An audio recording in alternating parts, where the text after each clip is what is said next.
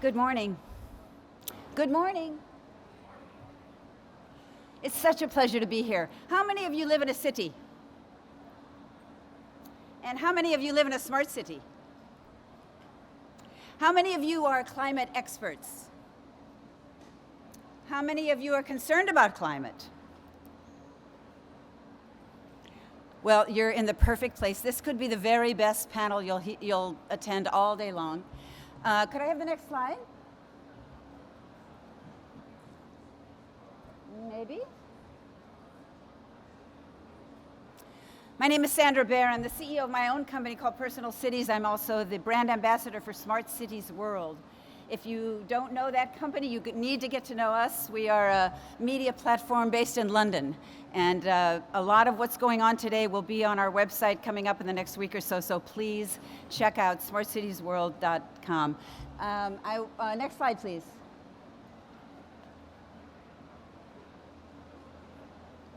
So today we're going to talk about climate.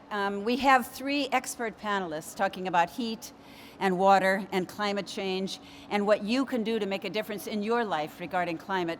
Masha, may I use the mic? Yeah. Come on up, ladies.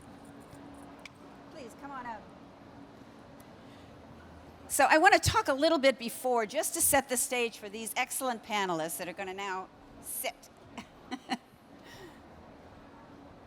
So earlier today, earlier last week, I looked at some of the statistics, some of the scary statistics, if you will, about what's going on in the climate world. What should we be worried about? What's happening, especially regarding heat and water?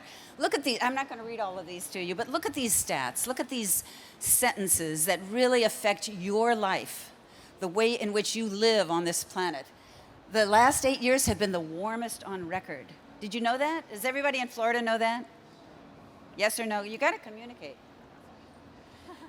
Look at this. Rising sea level will shift coastlines and property lines. 4.4 million acres of land will fall below changing tidal boundaries. I mean, does that scare any of you? Next slide, please.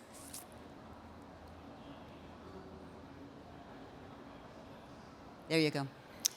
The first bullet there is about the overload of CO2 in oceans, the acidification of oceans, changing the pH. So much carbon dioxide is now into oceans that it's changing the chemical balance of oceans, affecting marine life, health, and welfare across the planet. That last idea about floods also increasing in frequency and intensity. Have you seen that in Florida? Have you seen it in the city in which you live? Anybody? Anybody? Thank you, sir. Well, I just wanted to set the stage to let you know that there's a lot going on. There's a lot of research. There's a lot of collaboration, coalition. There's so many things happening in our world. And the 3 women today that are going to speak to you about heat waves to hurricanes are really experts at figuring out what can we do, what actions can we take to make a difference in your life. Next slide, please. This is sort of the salient question. What actions can we take? The women today on our panel are going to talk about specific things regarding their jobs and their work. But the actions that I think you can take are, first of all, get involved. Support the efforts to fix the climate that you can. Get political. Get active. Certainly, think about what's your transportation method. What kind of footprint are you leaving on the planet? And certainly be curious, be personal, be optimistic about what's happening in the climate world. But beyond those basic ideas that I think are big and important for you, we're also going to hear from 3 experts. Next slide, please.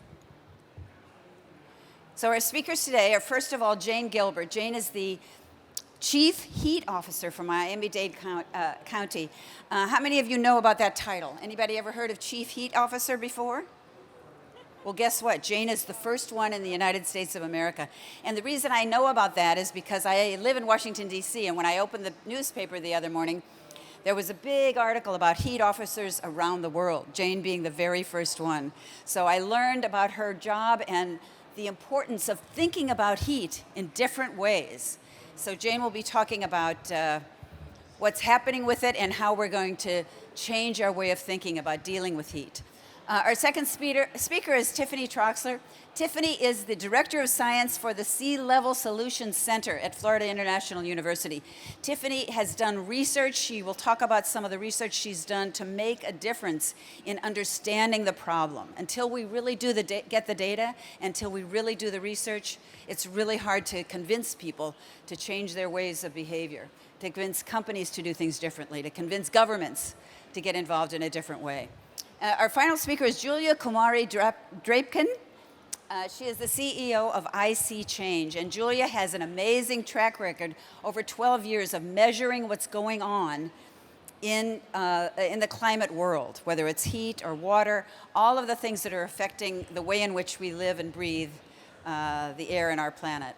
So first of all, I'd like Jane to talk about sort of what's going on as a chief heat officer, what's happening and what should be happening. Jane? Sure. Thank you, Sandra. And thank you all for joining this session. It's critical that we have cities that are able to adapt to our changing world. I came to my role as Chief Heat Officer after serving as the City of Miami's first Chief Resilience Officer for 4 years. And in that time, we were primarily, as it relates to climate change, focused on what Miami's known internationally for, our risks to sea level rise and hurricane risk. But as we went out into neighborhoods, doing a deep dive to learn more about what people's largest concerns were related to climate change, actually extreme heat came up a lot. It came up particularly in our socioeconomically more vulnerable communities, both the health impacts and the economic impacts. Economic being, we have 10% of our workers are outdoor workers. And this last week, we've had heat indexes of 106 and 107. You talked about the last 8 years being highest on record. Actually, the last week has been highest on record here in Miami for this time of year. So, you know, those 300,000 workers are at risk. We have people, certainly most people in Miami have air conditioning, but we have many who can't afford it anymore. And if an AC breaks down, I spoke to a woman 2 weeks ago, her air conditioning unit had broken down and she couldn't afford to replace it for 3 months this summer. And the heat inside a building can get actually hotter than it is outside. So that can be fatal for someone. Our bus stops are a big area of risk. So we have hundreds of them throughout our city, many of which have no shelter at all and certainly not tree canopy. And people end up in our emergency room just waiting at a bus stop too long. I was at one this Saturday, and there was a Haitian woman with her mother waiting at the bus stop, and it was quite hot. It was, over 100 heat index for sure, probably 103. And I was asking her about how they were feeling, and in that time, she couldn't wait any longer. Her mother, who's elderly, was really starting to have some impacts, and she called an Uber. She couldn't, and that was a big expense for her. So if we want to get people out of their cars, walking in our cities, create livable cities, if we want people to ride that transit, we need to make it livable. And so that's really my role, is to work across departments and across sectors and agencies to improve coordination and accelerate action to both mitigate our urban heat and also help people to better manage the increasing extreme heat that's inevitable here, whether it's in their home, at their workplace, or trying to get from one place to another. Thank you, Jane. How many of you have experienced problems getting through the heat, living with it, air conditioning? Yeah.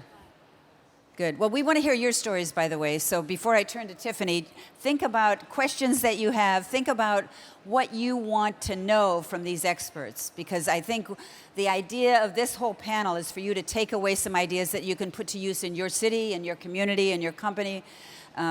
We really want to mobilize you for action. As I said, Tiffany is very involved in doing research. So tell us a little bit about what you've done and where it matters. Sure, yeah. Thanks. Great to see you all here. I wanted to ask how people are using climate technology.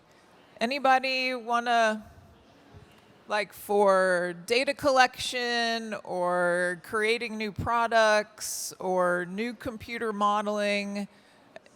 Anybody? Anybody using climate technology for any of these things? This is great. Yay, okay, great. Well, as environmental scientists, of which I am one, interested in creating actionable knowledge to help address the issue of climate resilience, we use climate technology to take observations. We also use climate technology to create computer models and understand how to project changes in climate hazards, understand how we can address the impacts of those climate hazards. And in Miami, we have extreme heat, which is an incredibly important issue. We also have flooding. We have tidal events that happen every fall. Actually, right now is our tidal flood season. And our heat seasons are getting longer and starting to cascade and compound with our flood hazards. And so in order to understand how we can design and build the most effective climate resilience projects, we need to have a very good understanding of the distribution, the nature, what these climate hazards look like, and what their impacts are. And for me, what we work on, and I'll talk a little bit about a collaboration across multiple organizations here in Miami-Dade County, we're really focused on how we can enhance equity, environment, and economy with each new investment in climate resilience. Think about all the billions of dollars that are coming down the pike, already in the pipeline, and more is coming. And we can use each one of those investments to create positive impacts, not just address, what we expect for the next natural disaster, but actually build economy, build equity, and build environment as we're making these investments. So we're moving the needle forward rather than just trying to keep up with climate change as it continues to advance and accelerate and affect our urban environments and the people that are living there. Tiffany, I wonder, what do you think how are people reacting to the research that you're communicating? Are they taking action from it? What's your goal there? Yeah, so, one of the important things about understanding the diversity of Miami-Dade County, so think about Miami-Dade County, 3 million people. We have tremendous diversity across our community, and we have a tremendous distribution in socioeconomic conditions, in just the, really the vibrancy of our community. And we want to ensure that whatever we build into our climate resilience project is continuing to allow that to develop. Miami is a relatively young community, and we want to ensure that we can continue to foster that. But what we need to understand, and what we can use research to do, is understand the variation in socioeconomic conditions so that when we think about climate resilience and how we build it, we can ensure that we are improving people's ability to create financial mobility or social mobility, or we're creating climate resilience projects that improve the environment rather than potentially degrade them. So we're trying to move, and we need, to use data and information and integrate that in new ways in order to get to that goal that we have. Perfect. Yeah. And I wonder, if amongst all of you, how many of you are from Florida? All right. And other cities, right? Other parts of the world. How many of you are from, is anyone here not from the U.S.? Oh, excellent. Okay. We want to hear from you, by the way. But before we continue, I want Julia to talk a little bit about the studies, the measurements they've done to really uncover where we are today and where we need to head. Julia? Thanks so much. So I'm Julia Kumari Drapkin. I'm the CEO of ISeeChange, and we're proud to be working here at the City of Miami and Miami-Dade County. ISeeChange is a platform, a data platform, and an engagement platform that leverages resident-generated experience and stories with AI and data. So we're a technology that bridges the stories that Jane hears on the street and the research that Tiffany does and modeling, and fills the data and engagement gaps to allow us to understand where infrastructure needs to go, how it can benefit different kinds of residents to achieve our climate and equity goals. So again, Miami-Dade County is an incredibly diverse place. Flooding and heat events are experienced very differently by very different people in very different places. And so our platform is allowing those stories and generating technical data to go direct in real time to our clients, the City of Miami and Miami-Dade County. So our work has historically been focused on flooding. So we've leveraged ISeeChange and its flood data to move millions of dollars to low-income neighborhoods, because the flood models are our first best guess at where our needs are, but they're often not as accurate as we need them to be to make block-by-block decisions. So in New Orleans, we reallocated $4.8 million in HUD funding to a low-income neighborhood because the models were underestimating risk in that neighborhood and overestimating it in wealthier neighborhoods. Then thanks to Jane, as the CRO in the City of Miami, she brought us to the City of Miami, where we started using ISeeChange in inland neighborhoods where people don't speak English and they don't feel like comfortable using 311. That's not part of their civic habit. And so we started reaching out to those neighborhoods and started tracking inland flooding. And the data that we generated for the City of Miami was used to generate $20 million in infrastructure funding for those neighborhoods from the state of Florida. And that was one of 4 grants that they used ISeeChange data for.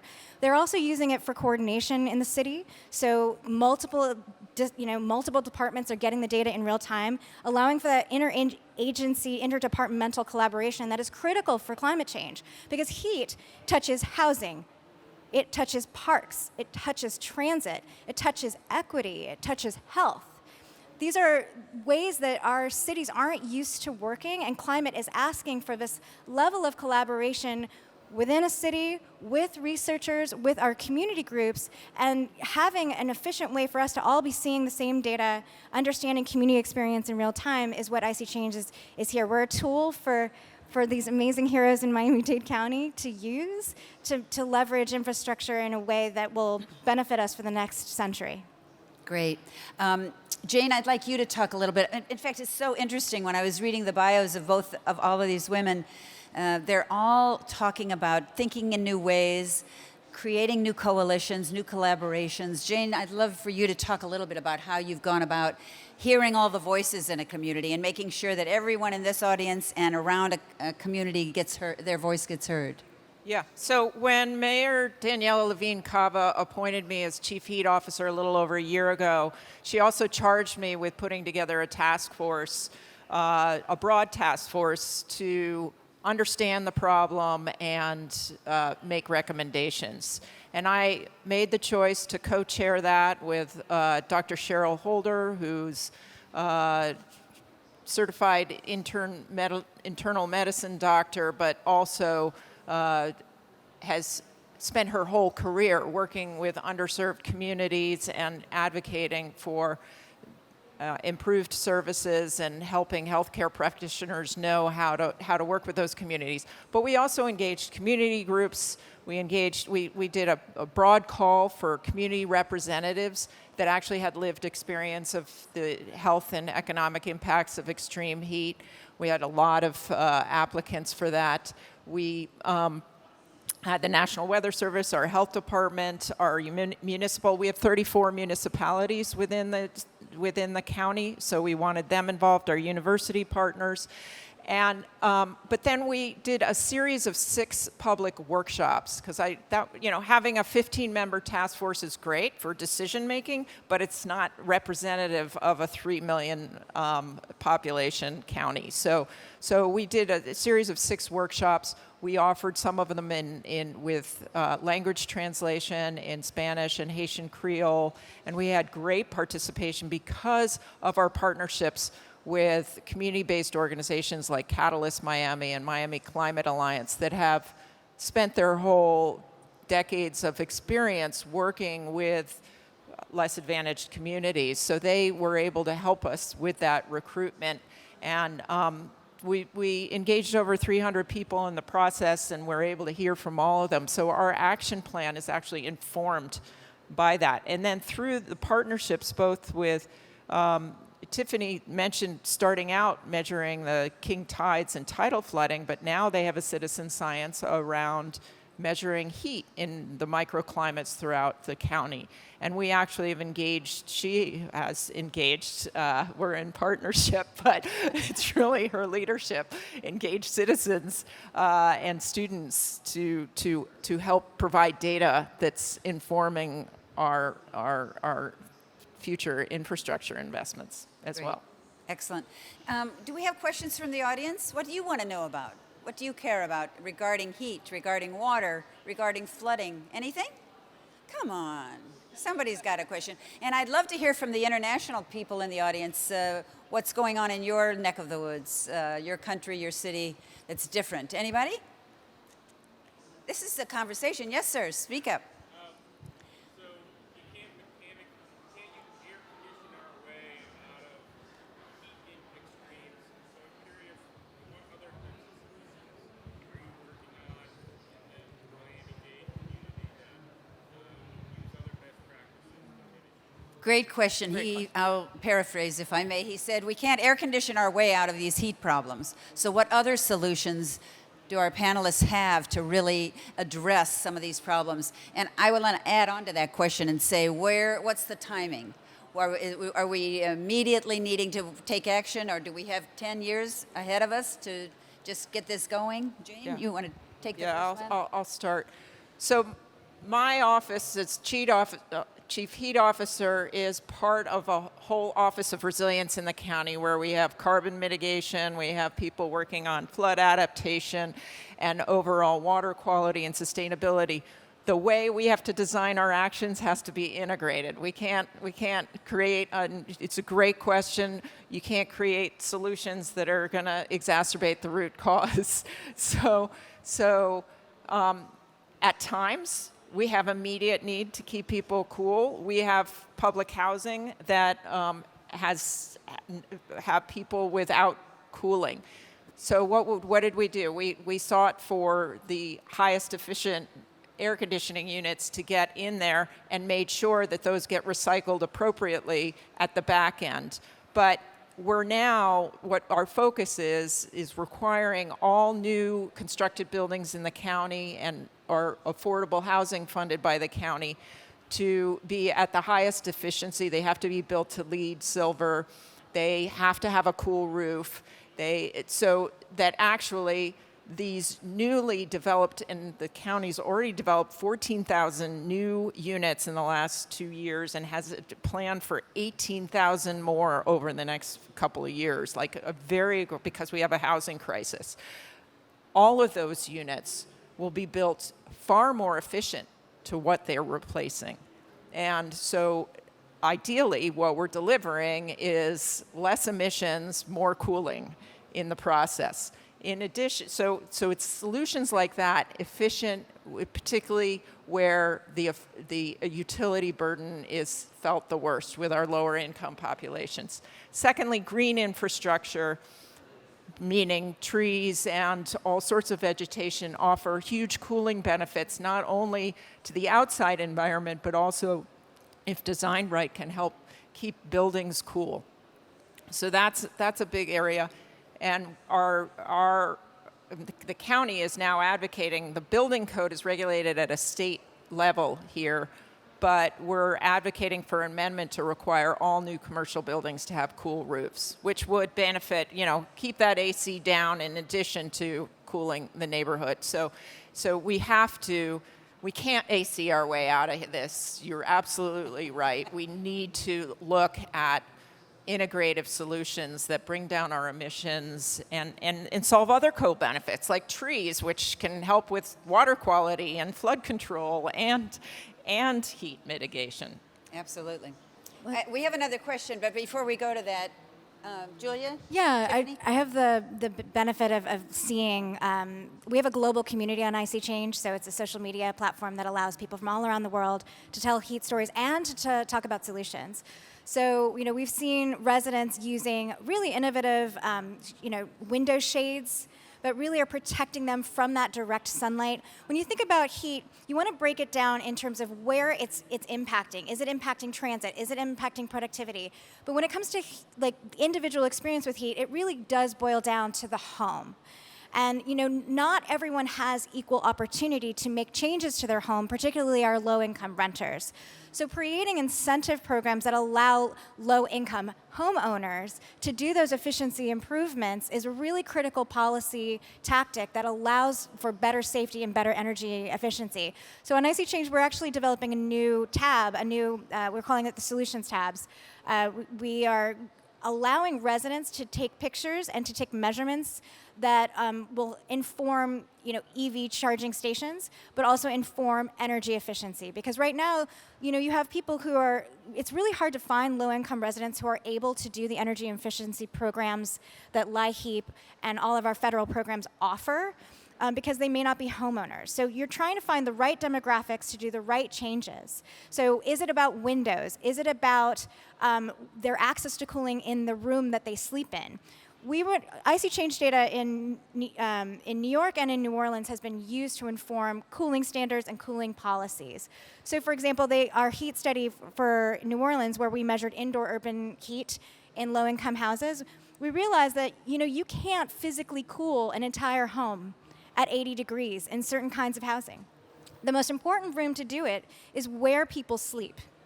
Because if the body can't come to rest at night, that's when you start to see real health problems. And if you require a cooling standard for an entire home, you're going to up our energy usage. So really being tactical and recognizing that every city has its own heat signature and each resident has its own heat vulnerability and each home has its own heat signature. So that's why we're really excited to be working with Tiffany. We have sensor projects in New Orleans as well, where the stories that people are telling sync to the sensors, and we can actually see these heat signatures alongside their lived experiences and be very tactical and targeted on the solutions. It may be window covers. It may be energy efficiency. It may be a functioning air conditioning for certain types of days in the year.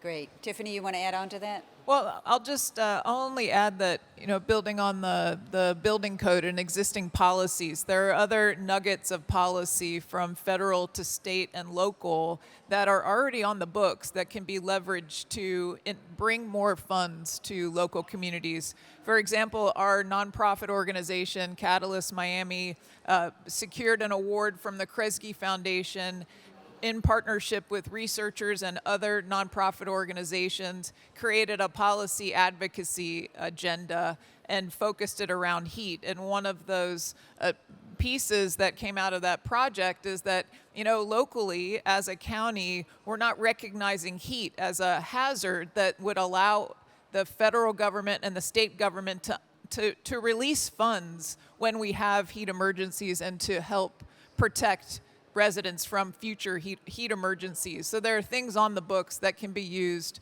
to help to support these efforts. It just takes a little time and effort to get in there and get involved so that you can figure out what those are. There's a lot of time and effort going on. Sir, you had a question right here in the second row, Masha.